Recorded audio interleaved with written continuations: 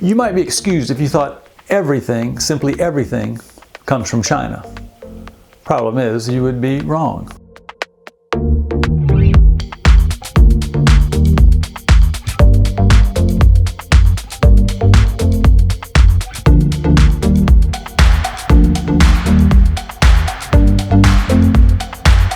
Shining a bright light on this has been coronavirus and COVID-19 as U.S. and state governments frantically sought N95 masks and test kits, gowns, and surgical gloves as we learned how deeply the world's medicines rely on chemicals from China.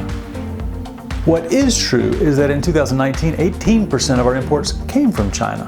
While it was more than from any other nation, it was far from everything. Better than 14% came from Mexico and almost 13% from Canada. In other words, 50% more came from our two NAFTA partners when their totals are combined than from China.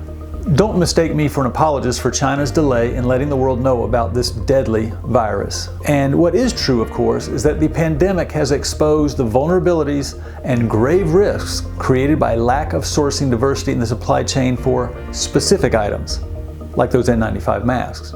But looking just at the top 10 U.S. imports for 2019, which accounted for slightly better than 30% of the total, you find that Japan is the top source for one import, Germany for one, Malaysia for one, Ireland for one, Mexico for two, Canada for two, and China for two. And get this, so far this year, China is not the top source for imports. Mexico is. For the first time since 2004, China ranked as the nation's third leading source of imports behind, you guessed it, Mexico and Canada.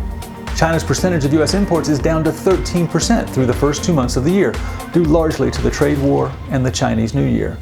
Before coronavirus, China was already front and center in many people's minds, largely because of its trade practices and, to a lesser extent, its human rights record. Today, that is more true than ever. From outside the Washington Beltway and inside the numbers, this is Ken Roberts, and this has been another episode of Trade Matters, because it does. Thanks for watching and sharing.